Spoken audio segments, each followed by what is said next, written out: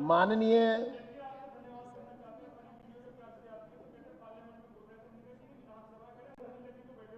अच्छा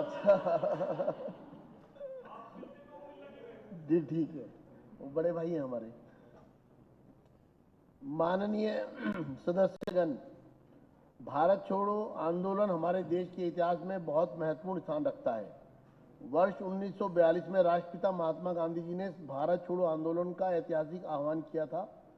उस समय करो या मरो के नारे की गूंज ने पूरे देश को एकजुट कर दिया और जनता ने स्वतंत्रता की दिशा में निर्णायक कदम उठाया।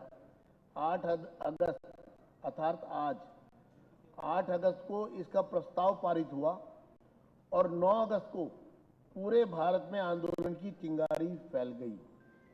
यह आंदोलन केवल संघर्ष नहीं था, बल्कि असंख्य स्वतंत्रता सेनानियों के साहस, बलिदान और शक्ति का प्रतीक था। इसमें समाज के हर वर्ग और हर क्षेत्र ने अपना योगदान दिया। आज इस अवसर पर हम सब इस सदन में उन सभी स्वतंत्रता सेनानियों, अमर बलिदानियों तथा ज्ञात और अज्ञात वीरों को अपनी श्रद्धांजलि अर्पित करते हैं, जिन्होंने हमें आज़ादी दिलाने के लिए अपनी जान तक न्योछावर कर दी। मैं सभी से अपील करता हूं कि हम सब आज़ादी की कीमत को समझें और अपने कर्तव्य का पालन करें। यही स्वतंत्रता एक मिनट प्रवेश जी, एक मिनट। मैं सभी से अपील करता हूं कि हम सब आज़ादी की कीमत को समझें और अपने कर्तव्य का पालन करें।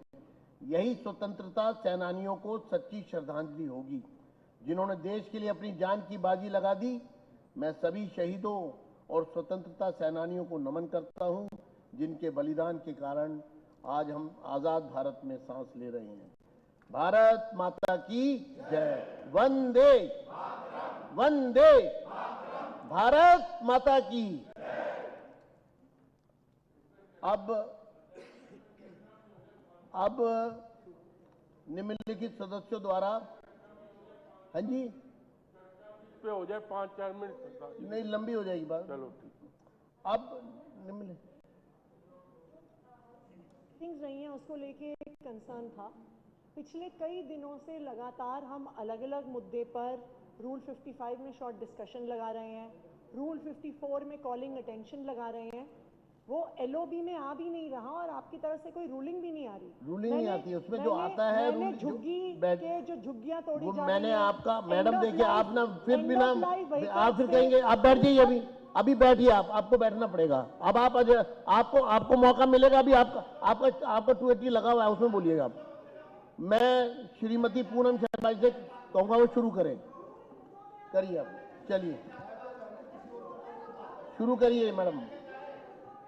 तो इतना महत्वपूर्ण है, मेंबर्स को बोलना 280 पे। आपने भी 280 लगाया हुआ है। अभी आपको मौका मिलेगा 5 मिनट के बाद। आप बोलिए जी, डिस्टर्ब ना करिए, कार्रवाई को चलने दें। आदरणीय अध्यक्ष महोदय जी, कार्रवाई को चलने दें।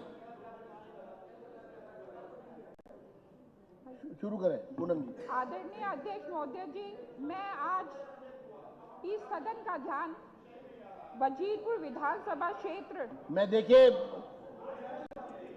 सदन की गरिमा को बना के रखे। मेरा सबसे करबद्ध प्रार्थना है, कार्रवाई प्रारंभ हो चुकी है, सदस्य बोल रहे हैं, आप उनको सुनिए। शुरू करिए, आप शुरू करिए। आदरणीय अध्यक्ष जी, बैठिए बैठिए बैठिए बैठिए बैठिए बैठिए आप बैठिए। आपको शायद संसदीय परंपराओं का पता नहीं है। बैठ जाइए आप। जो एलओबी में होता है वो आ जाता है, बाकी कोई ऐसा कोई विषय नहीं है जो आप बोल रहे हो। बैठ जाइए आप, बोलिए। आदरणीय अध्यक्ष जी, मैं आज इस सदन का ध्यान वजीरपुर विधानसभा क्षेत्र की वजीरपुर जेजे कॉलोनी और पुनर्वासियों की एक गंभीर समस्या की ओर आपका ध्यान आकर्षित करना चाहती हूँ। जेजे कॉलोनियों में पहले स्लम एंड जो जेजे विभाग या यूसुफ द्वारा बनाए गए सार्वजनिक शौचालय कभी बुनियादी जरूरत थे, लेकिन आज जमीनी हकीकत यह है कि ज़्यादातर लोगों ने अपने घरों में निजी शौचालय बना लिए हैं। सार्वजनिक शौचालय या तो बेकार अवस्था में पड़े हैं या बंद पड़े हैं या फिर उन पे अवैध कब्जे में आ चुके हैं। अब जरूरत है इस सोच को बदलने की, जो उपयोग में नहीं आ रहे हैं या उनका कम उपयोग आ रहा है। इन शौचालयों को परिसरों को एक नई भूमिका दी जा सकती है। मेरा सुझाव है कि स्थानीय मार्केट या कोई बेसमेंट पार्किंग के रूप में इसका उपयोग किया जाए। इससे जेजे कॉलोनियों में फैलती अराजकता, अवैध अतिक्रमण और यातायात की समस्याओं में राहत मिलेगी। वजीरपुर जेजे कॉलोनी और बुनकर कॉलोनी जैसे इलाकों में डीडीए द्वारा बसाई गई जमीनों का भी पर्याप्त खुली जगह है, जिसे अगर सही प्लानिंग से पार्किंग के रूप में विकसित किया जाए तो हजारों परिवारों को राहत मिलेगी। मेरा आप सबसे आग्रह है कि इन पुराने शौचालय के जो परिसर है उनको वर्तमान स्थिति का सर्वे किया जाए और जो शौचालय यूज नहीं हो रहे हैं उनको चिन्हित करके स्थानीय जरूरतों के अनुसार मार्केट या पार्किंग में उनको बदला जाए और डीडीए की खाली जमीनों में और जितने भी स्थानीय निकायों के सहयोग में पुनः उपयोग सुनिश्चित किया जाए। यह सिर्फ जितने भी जेजे क्लस्टर की जो कॉलोनियों का विकास ही नहीं होगा, मैं कहना चाहती हूँ कि उन लोगों को सम्मान भी देने का एक छोटा सा प्रयास रहेगा जिनको हम लोग पुनः वर्षित कहा था और उन्हें भी अच्छे से अच्छी सुविधाएं हम दे सकते हैं। आपने 280 में बोलने का मौका दिया, उसके लिए धन्यवाद। माननीय सदस्य श्री तिलकराम गुप्ता जी।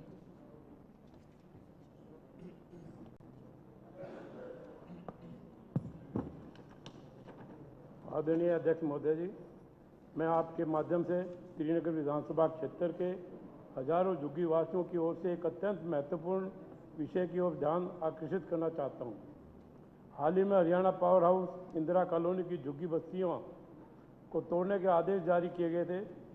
ऐसे कठिन समय में हमारी लोकप्रिय मुख्यमंत्री बहन श्रीमती रेखा गुप्ता जी ने माननीय सुविधाओं के दर्शाते हुए तत्काल हस्तक्षेप कर कार्रवाई को रुकवाया। इस सराहनीय कार्य के लिए श्रीनगर विधानसभा के समस्त निवासी की ओर से मुख्यमंत्री जी का हार्दिक आभार और धन्यवाद प्रकट करता हूं। माननीय अध्यक्ष महोदय, मेरा निवेदन है कि श्रीनगर क्षेत्र की झुग्गियों बस्तियों में वर्षों से मूलभूत सुविधाओं की ओर अनदेखी हो रही है। चाहे बात हो साफ सफाई की, गंदे पानी की निकासी की, सार्वजनिक शौचालयों की उपलब्धता की या नियमित कचरा प्रबंध की, हर जगह केवल खाना पूर्ति की जा रही है। डूसुब द्वारा जो भी कार्य योजनाएं चलाई जा रही हैं उनका जमीनी स्तर पर कोई प्रभावी कार्य नहीं हो रहा है। जो भी फंड डूसुब के माध्यम से झुग्गी सुधार के आवंटित किया जाता है उनका उपयोग बिल्कुल भी नाम मात्र के रूप में किया जा रहा है। इसके कारण झुग्गी वासियों की जनजीवन अत्यंत कष्टदायक हो गया है। मैं आपसे आग्रह करता हूं कि डूसुब की कार्य प्रणाली की गहन समीक्षा कर उसे अधिक उत्तरदायी, पारदर्शी और जमीनी हकीकत से जुड़ा बनाया जाए। साथ ही श्रीनगर विधानसभा क्षेत्र की झुग्गी बस्तियां बुनियादी सुविधाएं उपलब्ध कराने हेतु शीघ्र ठोस कार्य करवाए जाए। क्षेत्र के अंदर एमसीडी के कर्मचारियों की बड़ी समस्या रहती है। कोई भी झुग्गी झोपड़ी के अंदर सफाई कर्मचारी नहीं होते हैं। इसी तरह हमारे क्षेत्र के अंदर जल बोर्ड की और पानी की, सीवरों की इतनी भारी समस्या है। माननीय मंत्री महोदय से आग्रह करूंगा कि सीवरों के पानी की समस्या के लिए हमारी विधानसभा के ऊपर ध्यान दिया जाए। मैं आपसे निवेदन है कि इस विषय को गंभीरता से लेते हुए यथाशीघ्र सख्त से सख्त कार्रवाई करने की कृपा करें। धन्यवाद। माननीय सदस्य, माननीय नेता विपक्ष सुश्री आतिश जी। धन्यवाद अध्यक्ष महोदय। मैं आपके माध्यम से जल मंत्री का ध्यान आकर्षित करना चाहूँगी। अपनी विधानसभा क्षेत्र के गोविंदपुरी नामक इलाके में इस साल हुई गंभीर पानी की समस्या को लेकर मैं 2020 से कालकाजी विधानसभा में विधायक हूँ। लास्ट ईयर तो दिल्ली में बहुत ज़बरदस्त हीट वेव भी आई, 50-52 डिग्री तक टेम्परेचर गया, पानी की बहुत डिमांड बढ़ी। लेकिन इस साल जब इतनी गर्मी भी नहीं पड़ी, गोविंदपुरी इलाके में भारी तौर पर पानी की समस्या हुई है। पिछले 6 दिन से, अब तो गर्मी का मौसम भी चला गया, बरसात का मौसम आ गया है, गोविंदपुरी क्षेत्र में सीलाल चौक यूजीआर से पानी आता है। ऐसी क्या पानी की कमी है कि यूजीआर में लगातार कम पानी आ रहा है? दूसरी ओर इस इलाके में बहुत सारी ऐसी गलियां हैं जहां पे बोरवेल का पानी जाता है। इस साल एक समस्या वहां पे खड़ी हो गई है कि लगातार हो रहे पावर कट्स की वजह से जो ऑटोमेटिक मोटर्स लगी हुई हैं, जब पावर कट हो जाता है उसका फेज चेंज हो जाता है, तो जब मोटर ऑन होनी होती है तो वो खुद ऑन नहीं होती है। कई घंटों बाद जब पानी की सप्लाई पहुंचनी होती है तब पता चलता है कि पानी पहुंचा नहीं। मैंने जल बोर्ड से भी इस मुद्दे को कई बार उठाया, लेकिन उन्होंने कहा है कि बोरवेल्स पे फेज चेक करने के लिए उनके पास कोई भी स्टाफ नहीं है।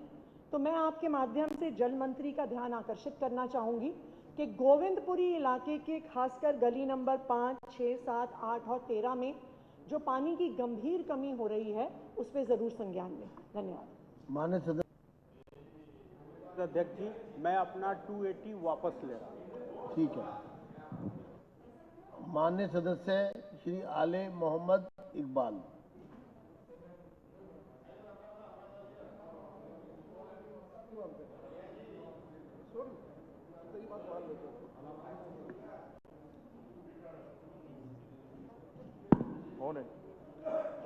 बहुत बहुत शुक्रिया, धन्यवाद अध्यक्ष महोदय जी।